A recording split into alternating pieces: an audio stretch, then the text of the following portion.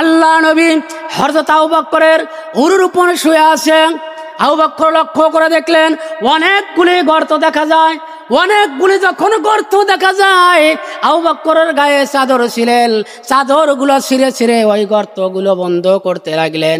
বন্ধ করতে করতে সব চাদর শেষ হয়ে গেল, একটা মাত্র গর্ত দেখা যায়। ওই গর্তটা বন্ধ করবে, বন্ধ করার মতো আর কোনো চাদর নাই। হযরত আবু বকর এবার ডান পায়ের বৃদ্ধ আঙ্গুল দিয়ে গর্তটা বন্ধ করিলেন।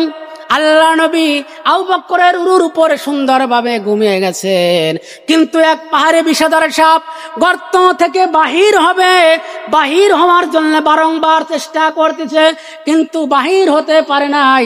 এমন সময় আবু বকরের পায়ের উপরে দংশন করেছে। আবু বকরের পায়ের উপরে যখন কামড় দিয়েছে, হযরত আবু বকর বিষের যন্ত্রণায় ছটফট করে কান্নাকাটি করতেছে। কান্নাকাটি করতে করতে এক পর্যায়ে এক ফোঁটা চোখের পানি আল্লাহ নবীর গায়ের উপরে যখন পড়ে গেলেন, আল্লাহর নবীর ঘুমটা ভেঙে গেল। আল্লাহ নবীর ঘুমটা যখন ভেঙে গেল, আল্লাহ নবী আবু বকরকে ডাক দিয়ে বলতেছে, আবু বকর, কান্নাকাটি কিসের জন্য করো? বাড়ির কথা বুঝি মনে পড়ে গেছে?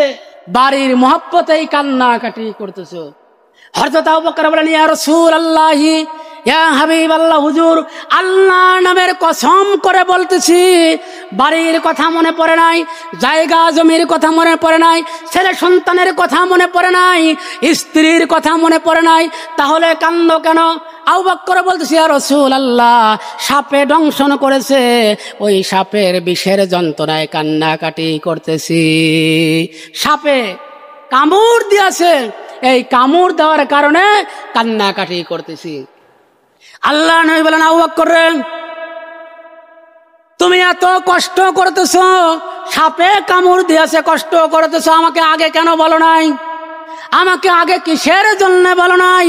হযরত আবু বকর বলতেছেন, ইয়া রাসূলুল্লাহি, ইয়া হাবিবাল্লাহ, হুজুর, এটা তো সাপে কাটার যন্ত্রণা।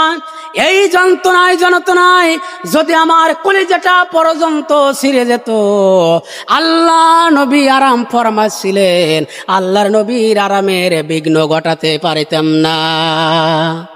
আল্লাহ নবীর আরামের বিঘ্নটা আমি ঘটাতে পারিতাম না।